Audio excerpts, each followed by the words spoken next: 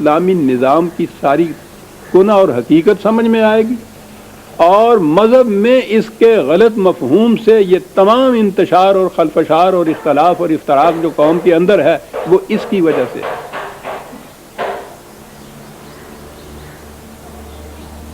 موجودہ اسلام تو مذہب ہے نا جو چلا آ رہا ہے ہمارے 1000 برس سے، اطیعوا اللہ و اطیعوا الرسول، اطاعت کرو اللہ کی اور اطاعت کرو رسول کی۔ اب ان کے ہاں میں عرض کروں گا کہ اس کا پھر صحیح مفہوم کیا ہے۔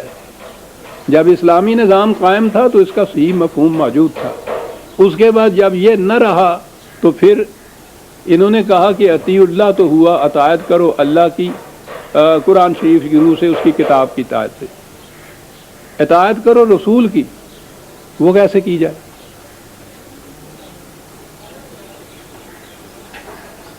اس ضرورت کے ماتحت رسول اللہ صلی اللہ علیہ وسلم کی طرف منسوب کردہ ارشادات جنہیں احادیث یا روایات کہا جاتا ہے، ان کے مرتب کرنے کی، جمع کرنے کی ضرورت پیش آئی۔ اس سے پہلے یہ جمع ہی نہیں تھی کسی جگہ، 3ری صدی میں، اس لیے کہ اطیع الرسول کا مفہوم نہیں سمجھ میں آتا تھا کہ کس طرح سے اطاعت کرے رسول کی۔ اب اس کے بعد میں اس تفصیل میں نہیں جانا چاہتا، بار بار یہ چیزیں آ چکی ہیں، کیسے یہ احادیث کے مجموعے مرتب ہوئے، مدون ہوئے، کس طرح سے جامع حدیث جسے کہتے ہیں، جن کو کہتے ہیں یہ، انہوں نے لاکھوں حدیثوں کو پرکھا اپنے قیاس کے مطابق، لاکھوں مسترد کی، ان میں سے چند ہزار ان میں سے منتخب کر کے اپنے مجموعے میں داخل کری۔ ظاہر ہے کہ ان کے لیے نہ تو خدا کی کوئی سند تھی، نہ رسول کی کوئی سند تھی کہ فی الواقعہ یقینی طور پر رسول اللہ کے ارشادات ہیں۔ پھر حدیث کی مختلف کتابوں میں ایک دوسرے سے اختلاف تو ایک طرف، خود کسی ایک مجموعے کو بھی اٹھا کے دیکھیے، اس میں باہمی اختلاف ملے گا۔ آپ کو یاد ہوگا پچھلے درس میں نے یہ عرض کیا تھا، اختلاف اس قسم کے، یعنی اعتقادی یا تصوراتی یا نظریاتی اختلاف کی بات تو اور ہوتی ہے، وہ تو ایبسٹریکٹ ہوتی ہے۔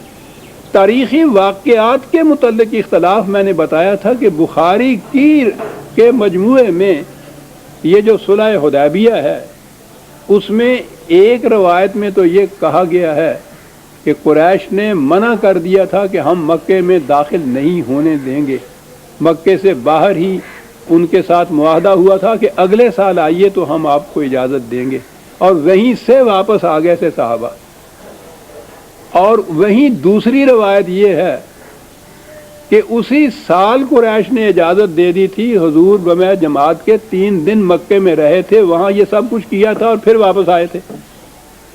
ایک مجموعے میں ساتھ کے ساتھ 2 روایتیں ہیں، اور یہ تو تاریخی بات ہے، ان میں اتنا تضاد ہے، تو احکام میں یا عقائد میں یا نظریات میں جو اختلافات ہیں ان کا تو پوچھیے نہیں۔ یہ ہیں وہ اختلافات جو مٹ ہی نہیں سکتے۔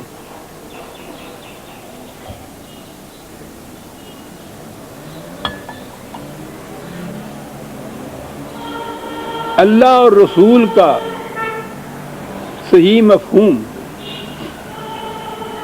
مجھے یاد آ گیا، آپ کو انتظار کرنا پڑے گا شاید 1 ہفتے کا، اور یہ جو اگلے ماہ کا طلوع اسلام آ رہا ہے اس میں میرا ایک بڑا مفصل مضمون آ رہا ہے، شاید 40-50 صفحات پر مشتمل ہے۔ اس میں نے بتایا ہے کہ اللہ اور رسول کی اصطلاح کا مفہوم کیا ہے قرآن کی روح سے، کیونکہ میں نے عمر بھر کے تجربے کے بعد میں اس نتیجے پہ پہنچا کہ جب تک اس کا صحیح مفہوم، قرآنی مفہوم متعین ہو کر ذہن میں نہیں آئے گا، کوئی ایک قدم بھی آپ کا بالاتفاق اجتماعی طور پر متفقہ علیہ مسلمانوں کا نہیں اٹھ سکے گا۔ اختلافات رہیں گے اور اپنے اپنے فرقے کے مذہب یہاں ہوں گے، اسلام نہیں ہوگا، مسلمانوں کا کوئی متفق علیہ نظام حکومت تک نہیں بن سکے گا۔ تو اس کے لیے تو آپ انتظار کر لیجئے، آپ سوچ لیجئے کہ یہ موضوع کتنا پھیلا ہوا ہے کہ میں نے عرض کیا کہ اس پہ شاید 40-45 صفحے میں وہ مضمون آیا ہے۔ اس وقت میں صرف یہ اتنا عرض کر دینا چاہتا ہوں کہ قرآن کی روح سے اس اصطلاح کا مفہوم ہے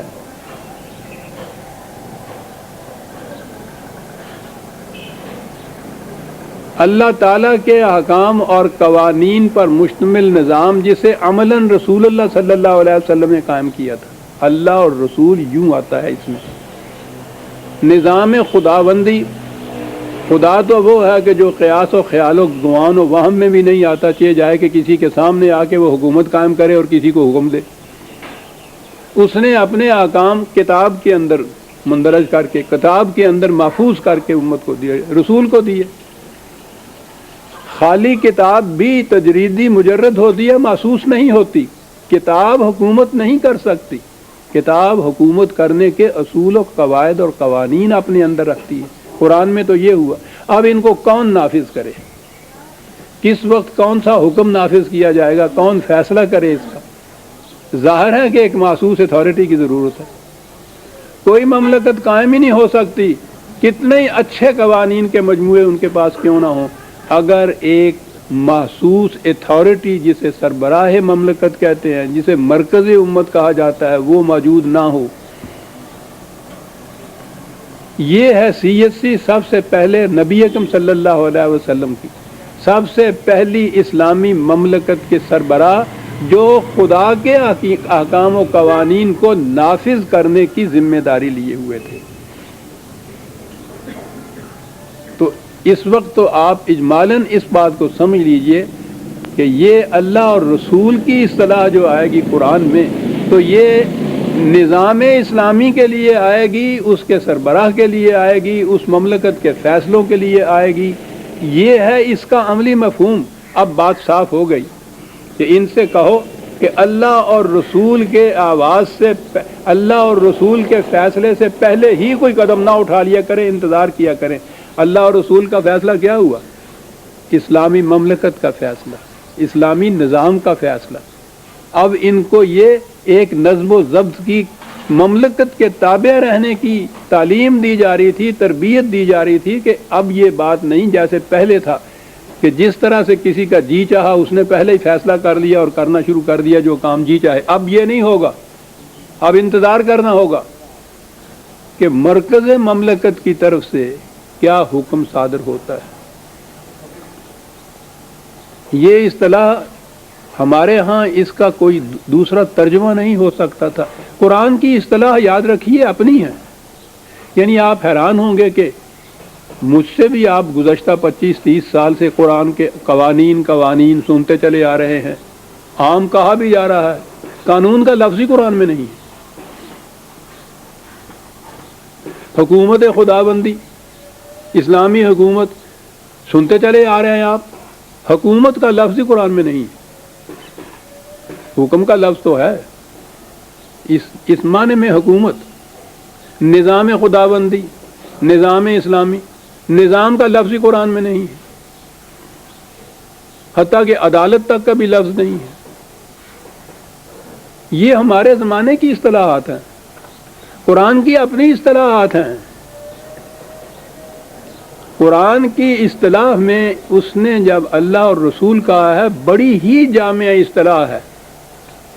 اس میں سب سے بنیادی چیز تو اللہ کی حکومت آ گئی، لیکن اللہ کی حکومت انسانوں کے ذریعے سے اس دنیا کے اندر قائم ہوگی، اور سب سے پہلے قائم کرنے والے رسول اکرم صلی اللہ علیہ وسلم تھے۔ تو اس دور کے لیے قرآن نے یہ اصطلاح اپنی وضع کر کے نافذ کی، اللہ اور رسول کا حکم، یعنی نظام خداوندی کا حکم جو سربراہ مملکت نبی اکرم صلی اللہ علیہ وسلم کی وساطت سے طے ہوتا تھا اور نافذ کیا جاتا تھا۔ اب بات صاف ہو گئی کہ جماعت مومنین، اب تمہاری زندگی پہلے کسی تشدد اور افتراق کی زندگی نہیں رہی، نظم و ضبط کے تابع اب تم آ گئے، ایک نظام حکومت قائم ہو گیا۔ اب جو معاملہ بھی پیش ہو اس میں انتظار کرو کہ مملکت کی طرف سے، حکومت کی طرف سے کیا فیصلہ صادر ہوتا ہے۔ اس سے پہل نہ کرو، اس سے پہلے ہی کوئی فیصلہ نہ کر بیٹھو، نہ کوئی عملی قدم اٹھاؤ۔ اب انفرادی زندگی نہیں رہی، اجتماعی زندگی آ گئی تو بات صاف ہو گئی. لا تقدموا بین یدی اللہ و رسولہ، نظام اسلامی مملکت کے فیصلے سے پہلے ہی خود کوئی فیصلہ کر کے قدم نہ اٹھا لیے کرو. واتقوا اللہ، نگہداشت کرو قوانین خداوندی کی. دیکھیے بنیاد وہی ہے، قوانین خداوندی، احکام خداوندی کا نافذ کرنا، لیکن اس کی عملی شکل یہ ہے کہ وہ ایک نظام حکومت کے تابع نافذ ہوں گے.